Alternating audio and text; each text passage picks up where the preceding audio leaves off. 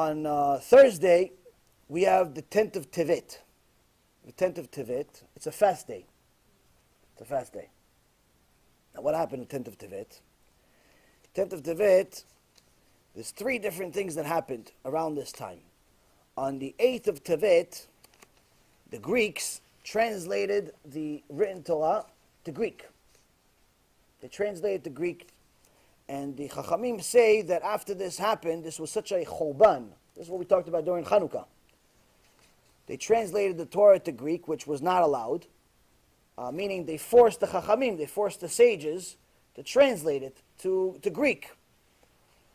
And this was considered in the same level of a churban, like a destruction of the Bet HaMikdash.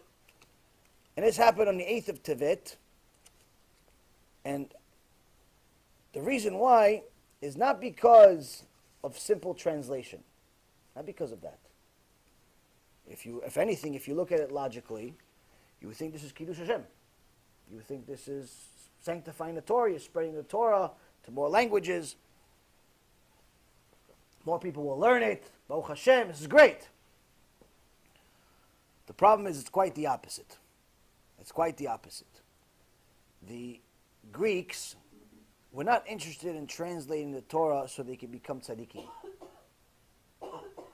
The Greeks were looking to translate the Torah because they wanted to find out how to go against it. They had their own chachamim, they had some wise people, and everyone followed their philosophy.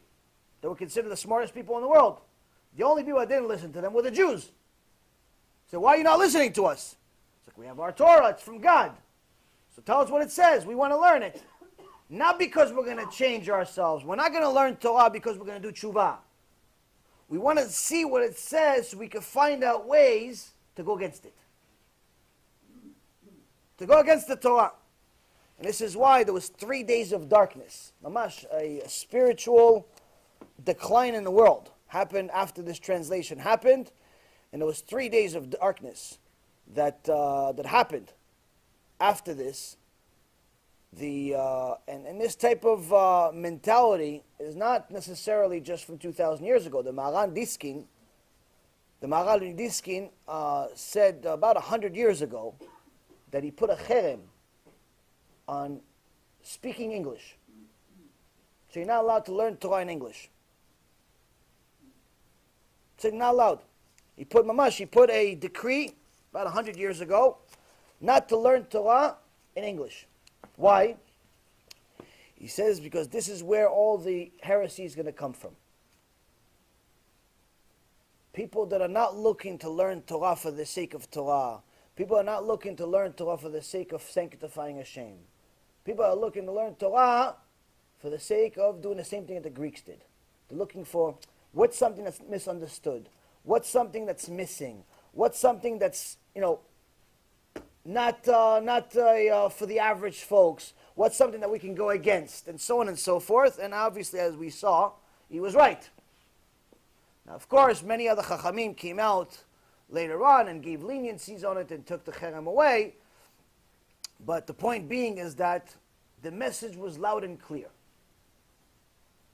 He was afraid that the same thing that happened 2,000 years ago with the Greeks was going to happen again, and unfortunately, it's happening.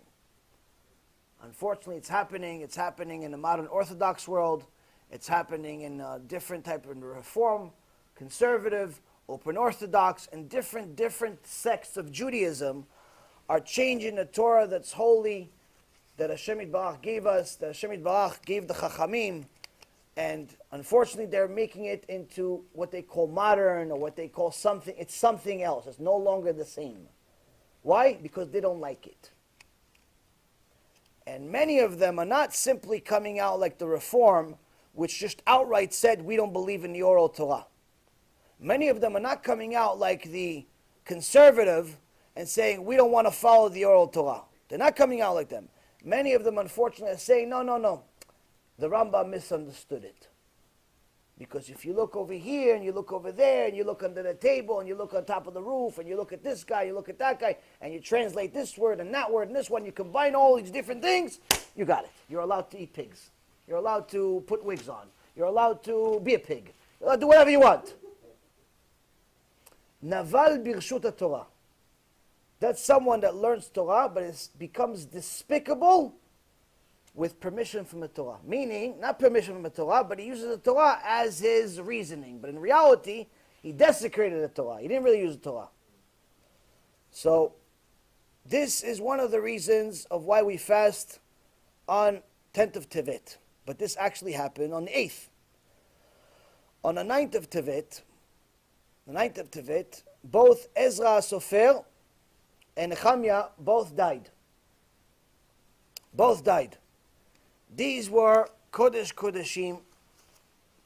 Tanakh has a book for each one of them. And in essence, this is also one of the signs that, this was the last of it. This was the last of it. And we understand today that when a Gdol Ador is alive, that's because the generation has the merit to have him. Not needs him, but has the merit to have him. When a Gdol Ador dies, that means they lost their merit. They lost their merit to have this Gdol Ador. When Rabbi Ovadia decided to make his son, Rabbi Yitzchak Yosef, the head rabbi of Israel, some of the big rabbanim say, during the whole era where they were accepting him, it was a big celebration to accept Rabbi Yitzchak Yosef. He's a big, huge Talmid Chacham. But they say, yes, but I want everyone to say out loud that we don't accept Rabbi Yitzchak Yosef as our rabbi. What? It's chutzpah. It's rude. It's embarrassing in public. No. It says, no chas v'shalom because he's not a holy man. No chas v'shalom because he's not a Talmid Chacham. No. But because if we all accept him as our rabbi, that means Rabbi Ovadia is no longer needed, chas v'shalom. And Hashem will take him for us. So that's what they did. And Rabbi Yitzchak Yosef included. He did it himself also. No, I don't, chas v'shalom. But unfortunately, we lost our merit anyway. We lost Rabbi Ovadia anyway. Shortly after. It wasn't much longer. Same thing with Rav Steinemann. Died recently. It's not that they have lived their life. Once you become a giant sage, once you become a real mekubal, your life is no longer in your hands. Hashem decides. You can live 90 years, you can live 100 years, you can live 200 years, it doesn't make a difference. It's as long as the generation not only needs you, but has the merit to have you. So when Ezra, Sofer, and Nehemiah died, we realized that we have lost a huge amount of merits in Shamayim. Huge. For that, we cry till this day. But that happened on the 9th. And on the 10th, there was the attack on Yerushalayim started. Now there's 3 different fasts that are fasted for the destruction of Bet HaMikdash. 10th of Tevet, 17 B'Tammuz, 17th of Tammuz, and Tisha B'Av. Each one of them has different parts. This is the attack. The 17 B'Tammuz, when they broke, they breached through it. And unfortunately, Tisha B'Av is when they destroyed both Bet HaMikdash, the first one and the second one. So one of the things that is mercy from Shamayim is that the Chachamim say, listen, the fact that all of these major, horrible, horrendous disasters have happened in a very, very short period of time, I mean literally one day after another, the 8th, the 9th, and the 10th. Okay? Obviously, we learn that this is a time where Hashem opens up the books. Opens up the books and reviews. Where do you stand? Are you one of those people that say, looking for leniencies? Looking for a new religion? Looking for a spiritual shortcut? Maybe you think you're going to go to some mekubal, give him $500 or $5,000, and that way you don't have to do something that Hashem asked you to do. It's going to override Hashem.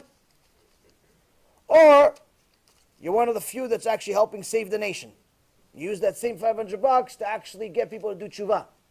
Which one are you? So we see it. But as a mercy to the generation and a mercy to Am Yisrael, they said instead of mourning 3 days in a row, which in reality is what we should be doing, we should be mourning 8th, 9th, and 10th, the Chachamim knew that we can't handle it, so they pretty much combined everything to 1 day. Everything, the whole entire fast is going to be on the 10th of Tevet, which is on Thursday. Now, the awful things that happen on this day is for the same reasons of awful things happening today. It's people that are looking for shortcuts, people that are looking for things, for excuses. And if you look at the books, if you look at Ezra Sofer, if you look at Nehemiah, what was their job? What was written about them? What they do? They went and rebuked the people. They went and rebuked the people for being intermarried. They went and rebuked the people for Mechalel Shabbat. They went and rebuked the people for going against God. Not with just small things, with big things. Intermarriage didn't become a problem in our generation. Chilul Shabbat didn't become a problem in our generation. Fake Mikubalim didn't become a problem in this generation. This is already a 2,000-year-old problem. And the cure is the truth. It's the same cure that we had 2,000 years ago. We're mourning right now because we weren't able to accept the truth 2,000 years ago. The question is, are we going to be able to accept it now, or we're going to continue looking for shortcuts?